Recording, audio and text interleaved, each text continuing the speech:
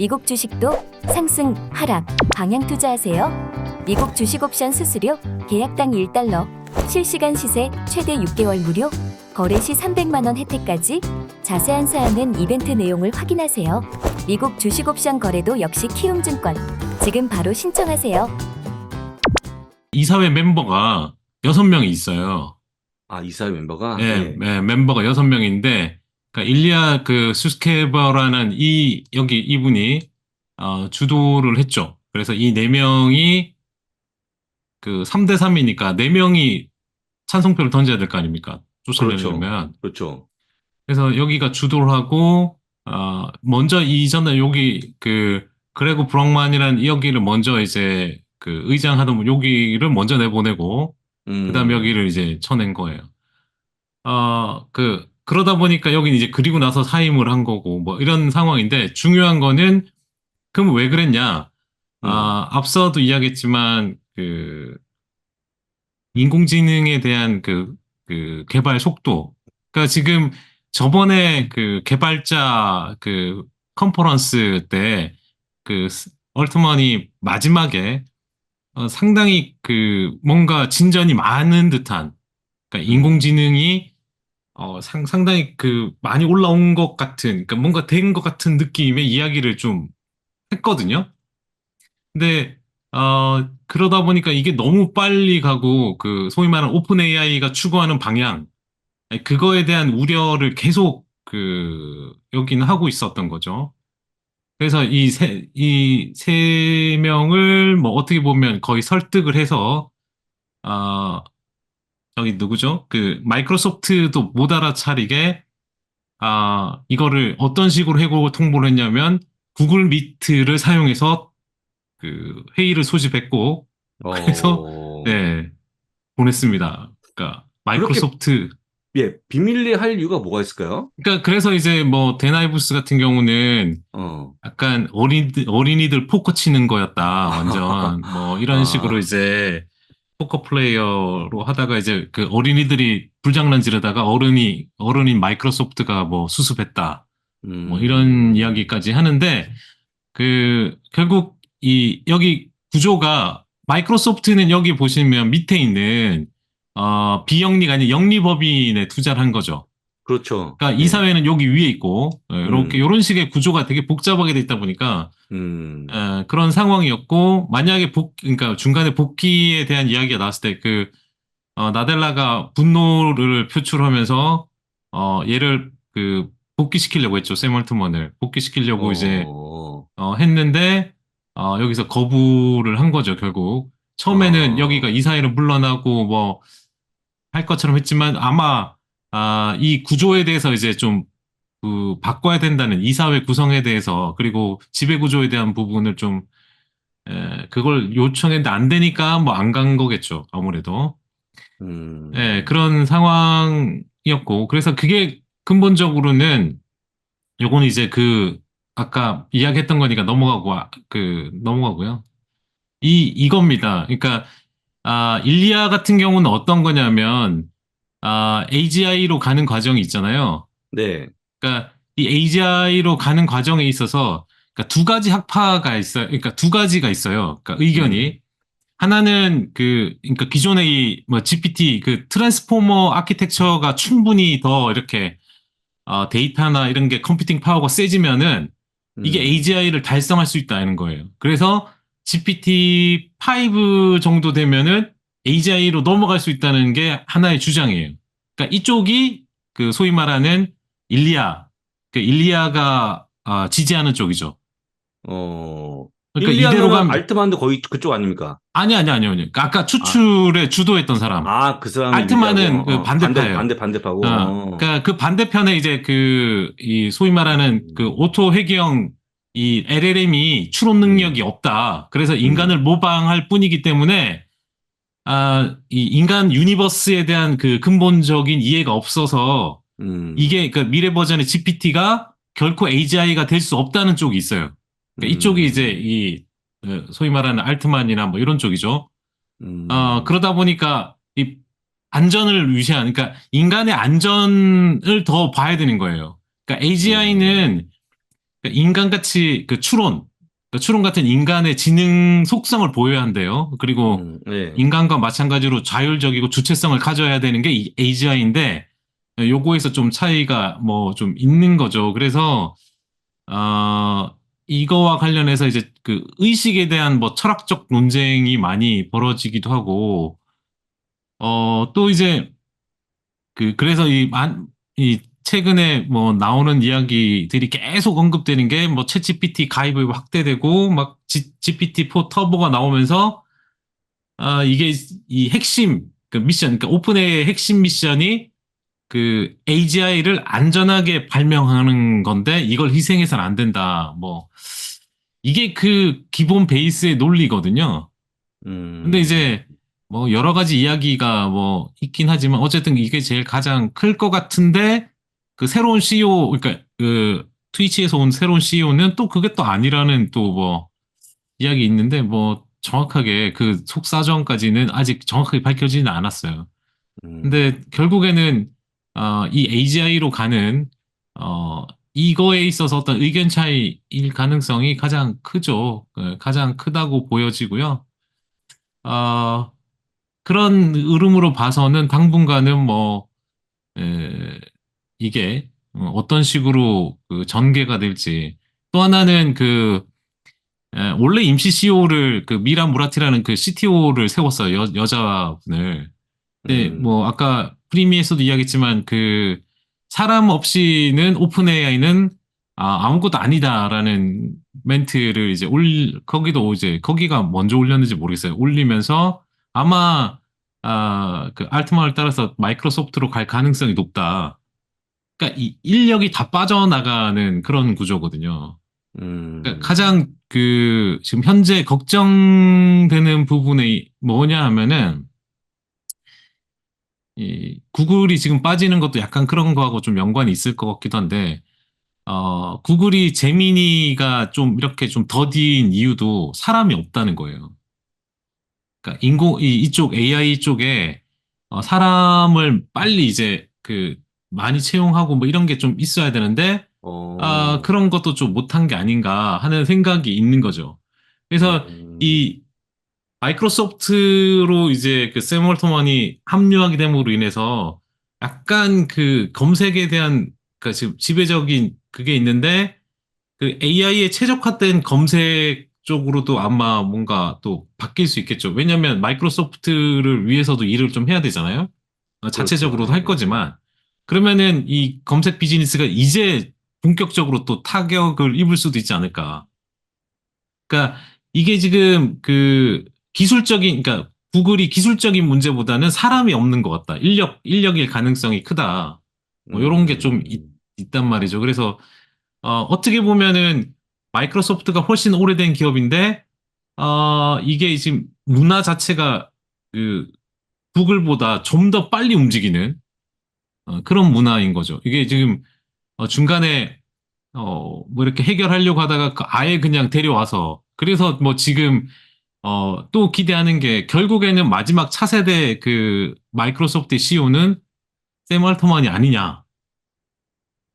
뭐 이런 어, 이야기까지도 지금 뭐 이렇게 나오고 있고 뭐 이러니까 그런 상황인 거죠. 그래서 이 부분이 어떻게 될지 결국 그렇다고 오픈에 들어갔던 부분에 대해서는 계속 유지하면서 어, 자원을 지금 풀로 쓸 수 있는 거 아니에요? 여기 와가지고. 그러니까 애저의 자원을 이 사람들의 팀을 만든 팀이 100%다 활용하게 되면 뭐가 나올지 모르는 거죠, 지금. 이제 또. 음, 그래서 뭐 그런 거에 대한 내용들이 있는데 앞으로 계속 좀 더 지켜봐야 된다라는 생각이고요. 참, 예, 풀되고.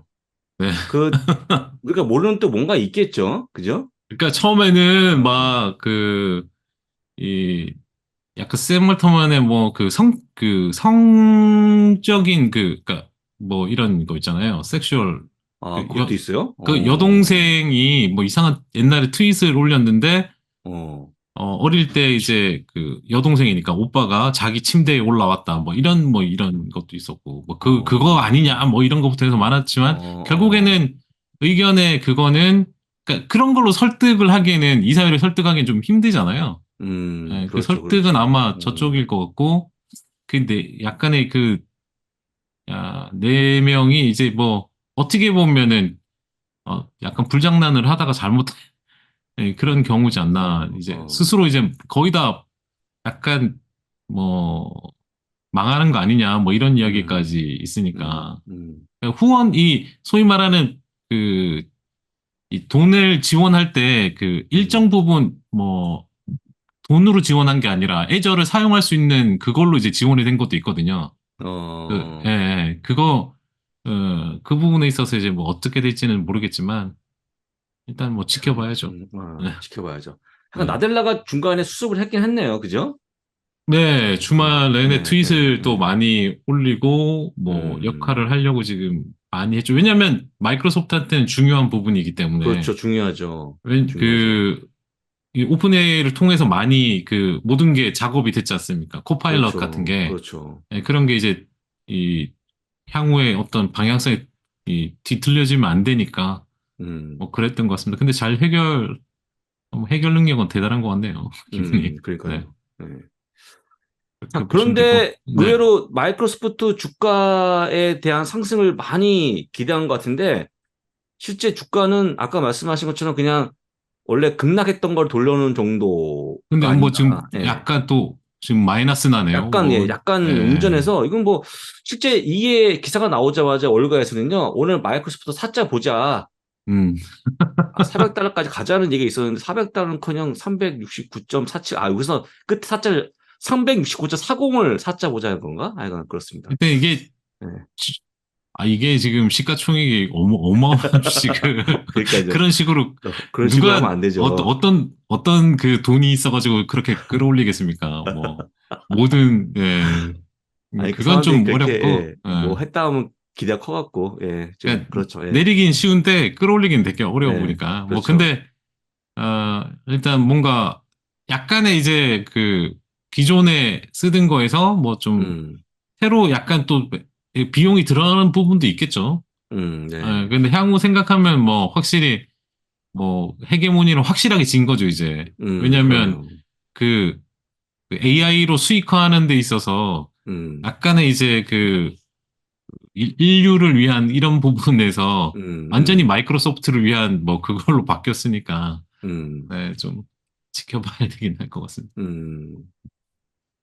이렇게 하고 이제 네, 오늘 자료를 이야기를 해보면은 음, 빨리 하죠, 일단. 네, 그 S&P 500과 관련해서 현재 그 2차 대전 이후의 모습과 비슷하다.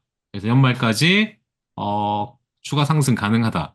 이게 이제 계절적 패턴 이런 모양을 이야기하는 것도 있고 다른 쪽에 뭐 50년대부터 이야기하는 데도 있고 어쨌든 과거 이후로 어떤 평균이 지금 비슷하게 움직인다라고 보시면 되고요. 비슷하네요. 네. 그다음에 이제 뭐 야데니 자료인데 이 산타크로스 랠리 현재 이제 낙관적인 전망을 유지하는데 그림 보시면 이 추세선 이 상단을 이은 저항선이죠. 네, 여기를 돌파를 하면은 2024년 증시에 매우 좋은 출발 신호가 될 거다.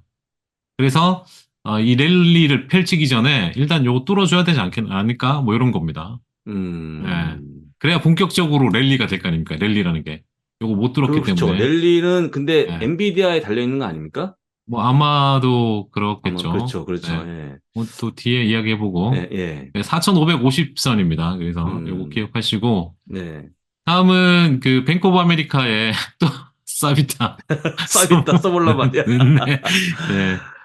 자주 등장하네. 서브란, 자주 나와, 많이 이렇게. 네, 안 바쁜가 이분, 봐요. 예. 네, 여기 이제, 현재, 여전히 시그널은 바이죠. 네, 그리고, 음, 현재 흐름이 그렇게 나쁜 편이 아니라는 거. 그러니까, 투자자들은 연말까지 매수 시그널, 그러니까, 이거를 지금 흐름을 그대로 이어가고 있다. 그래서, 내용이 1월까지도 상승 가능하다. 근데 다만, 그 뒤에도 이야기하겠지만, 일반 투자자들이 10월에 많이 팔고, 이번 랠리를 놓쳤다. 놓쳤군요. 네, 그 진짜. 이야기를 했고요. 그래서 실제, 여기 보시면은, 투자자별 동향에 10월에 보시면은 헤지펀드만 샀고요. 지금 기관도 그렇고 리테일도 그렇고, 그러니까 리테일이 제일 많이 10월에 리테일이 많이 팔았죠. 그러니까 기관도 뭐 어차피 그때 시장이 빠졌기 때문에 팔았어야 되지만 리테일이 많이 팔았다. 그래서 좀 이번 랠리를 다 놓친 거죠. 어떻게 보면. 아, 참. 네. 예.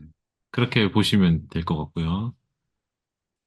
아, 그다음에 이제 뱅크 오브 아메리카에서 2024년 예상에 있어서 뭐 이게 단어가 좀 그래요. 예상치 못한 결과인데 뭐 12 angry trades라고 약간 이제 반대적인 어떤 그 결과 뭐 이런 이야기, 그러니까 안 좋은 쪽의 이야기죠. 그러니까 이 지정학적 개선에 관련해서 89%가 지정학적 리스크는 노멀 이상이다. 아직까지 이어질 거라는 거죠. 요건 이제 좀 그렇고 하드 랜딩 같은 경우는 그렇게 많이 안 보죠. 일단 21% 정도만 하드 랜딩이고 노 랜딩은 7%. 네.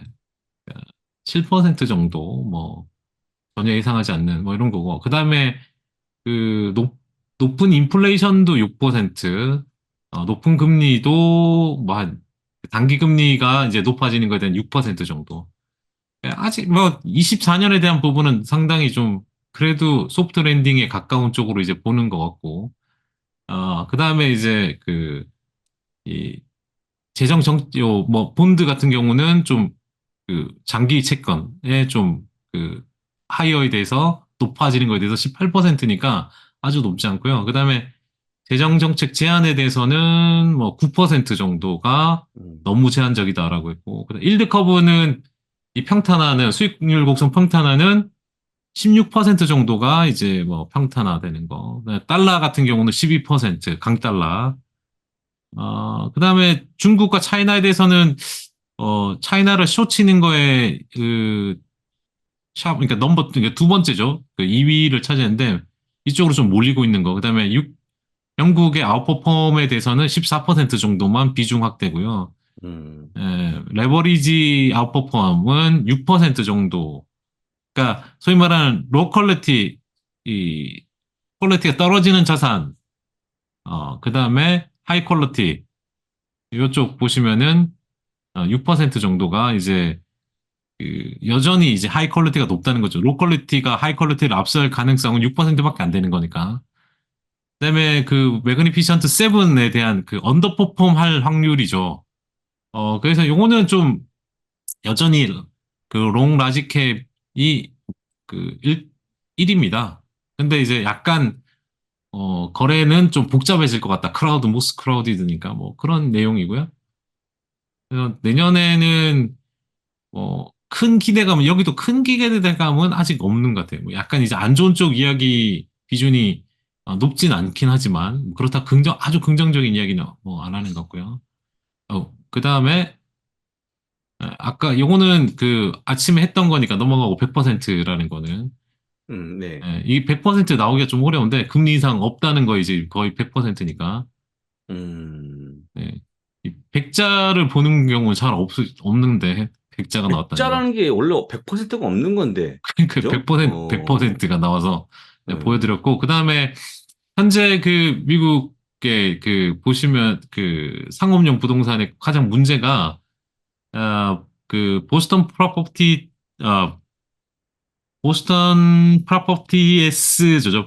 프로퍼티스. 발음도 안 되네. 이쪽에서도 이야기했듯이 이제 여기가 현재 파이낸싱 코스트, 그러니까 이게 차입 비용을 다시 이제 뭐라 그러죠? 그걸 갑자기 리밸런싱을 해야 될 거 아닙니까? 이거를 금리를 재설정해서 해야 되잖아요. 만기가 만기 돌아오면. 돌아 그렇죠. 그렇죠. 네. 네. 그게 이제 커멘트가 가장 높았다는, 이게 이제 이 차트는 이제 커멘트가 많았다는 거거든요. 그러니까 차입 비용에 대한, 이게 지금 많이 언급이 됐는데, 지금 보스턴 같은 쪽에서 이야기하기를, 이 채권 리파이낸싱에, 지금 3.5짜리가 7이래요. 그러니까 2배 된 거죠, 2배. 2배 정도 해줘야 이게 리파이낸싱이 된다는 겁니다. 그러니까 비용이 2배나 올라가는 거예요, 지금.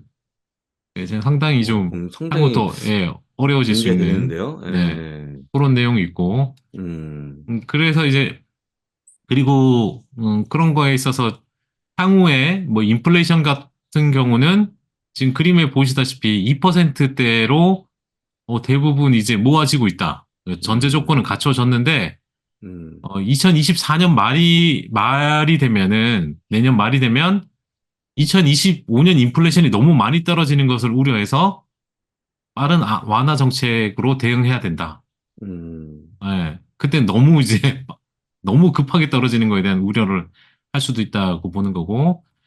다음은 그 유가에 대한 건데 최근에 이제 헤지펀드들이 오일과 유가 관련된 그 포지션이 지금 보시면 많이 빠졌죠, 그죠? 순매수 포지션이 많이 감소했어요.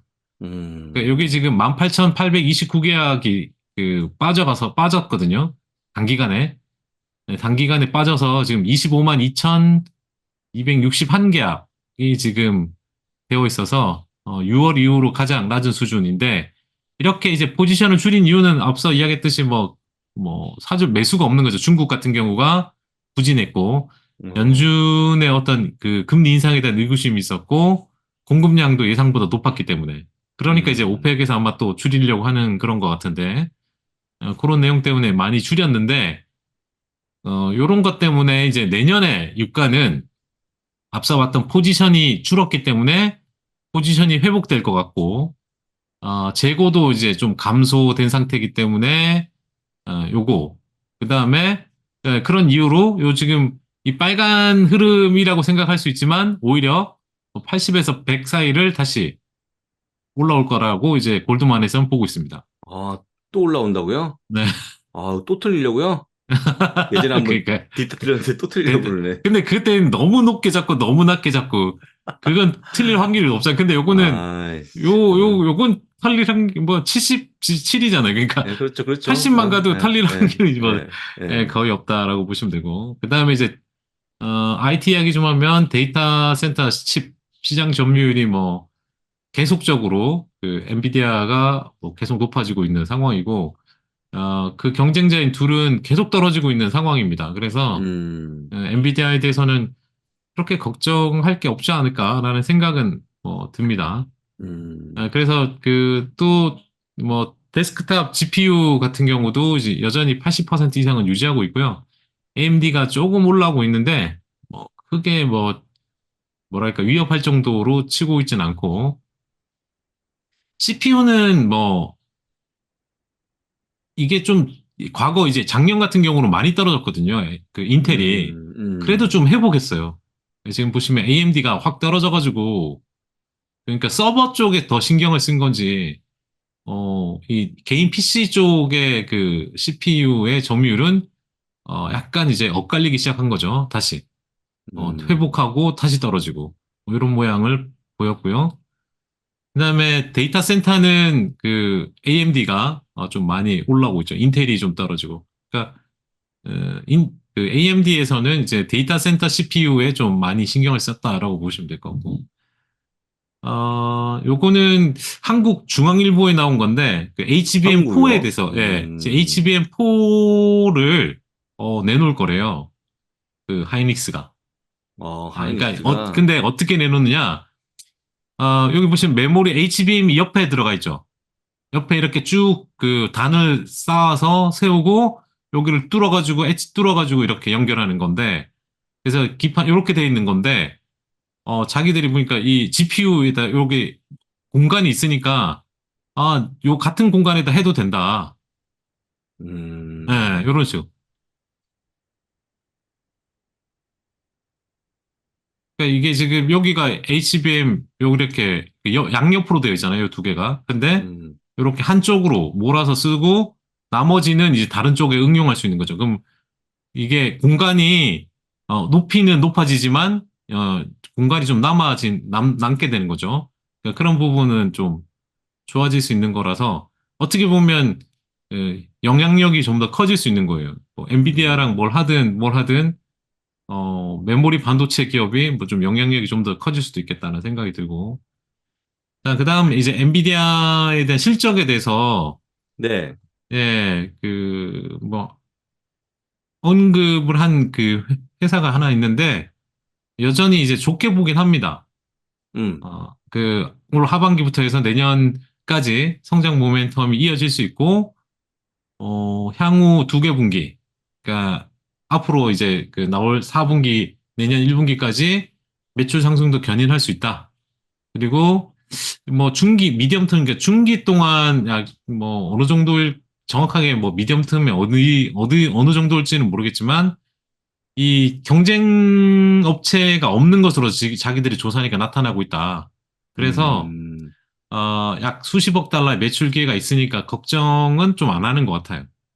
다만 그 옵션 시장의 지금 모습이 그 월스트리트 저널에서도 그 언급을 했는데 콜보다는 약간 풋 옵션 프리미엄이 약간 높아지고 있어요.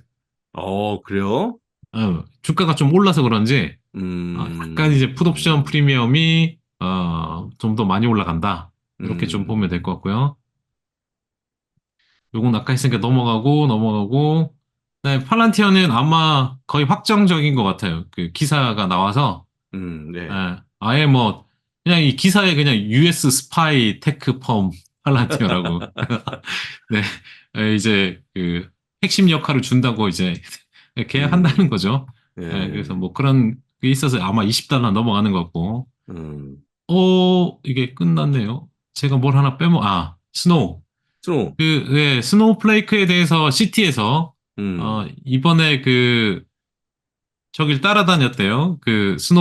이런 서밋에 좀 따라다녔는데, 데이터브릭스부터 해서 이런 서밋을 다 참관했더니,